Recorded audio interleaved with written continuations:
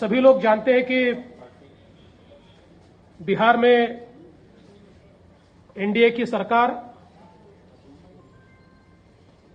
बहुत अच्छे तरीके से कार्य कर रही है कि ये बिहार की जो जनता है निश्चित रूप से फिर एक बार एनडीए पर विश्वास दिखाएंगी। विकास करने वाली, मोदी जी के साथ कदम से कदम मिलाकर चलने वाली एक सरकार एक बहुत ही ऐतिहासिक मेजॉरिटी के साथ यहां पर वापस चुनकर देगी, ये मुझे विश्वास है।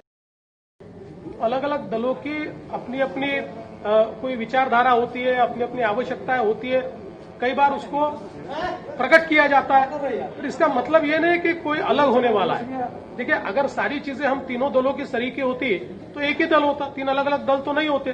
तो इसलिए तीन दल है, अपनी अपनी बातें, लेकिन बैठकर सुलझाने की परिस्थितियां हैं।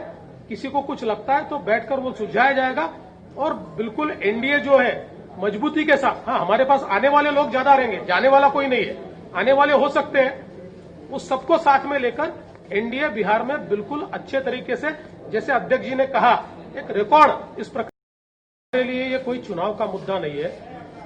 सुशांत सिंह राजपूत ये बिहार के बेटे जैसे थे, वैसे वे पूरे भारत के बेटे थे और जिस प्रकार से उनकी मृत्यु के बाद अलग अलग तथ्य बाहर आने शुरू हुए तो देश के आम आदमी को यह लगा कि इसकी जांच होनी चाहिए। जहां तक कंगना रनावत का सवाल है, वो लगातार वहां पर होने वाले अन्याय को उठा रही थी या इस केस के बारे में बोल रही थी।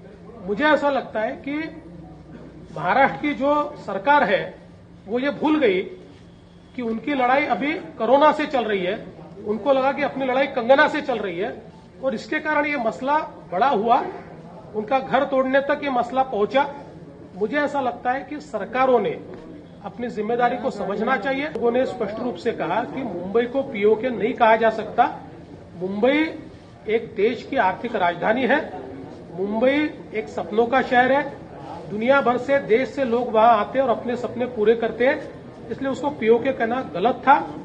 कंगना ने भी उसके बाद ये कहा कि मैंने मुंबई को नहीं कहा, चलाने वालों को कहा, जो लोग सरकार चलाते हैं उनको कहा, लेकिन मुझे ऐसा लगता है कि इस प्रकार की टिप्पणी नहीं होनी चाहिए।